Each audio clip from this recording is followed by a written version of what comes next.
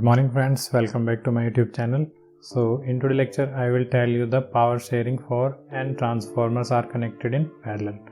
Previous lecture में I have covered the parallel operation for two parallel connected transformer. But if you have n transformers and they are connected in parallel, so how will they share the power?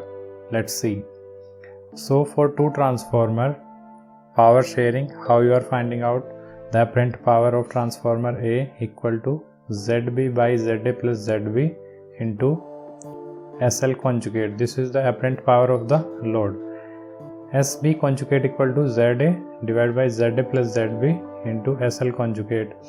And you know ZA ZB here are in ohm. If they are given in per unit, so you have to convert this ZB at new base. If they are at different base, so you have to convert ZA ZB on the same base. So this will be ZB new on new base.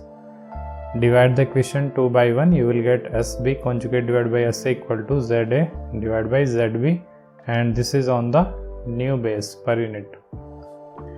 So you will get one relationship, SB conjugate equal to SA into ZA divided by ZB new.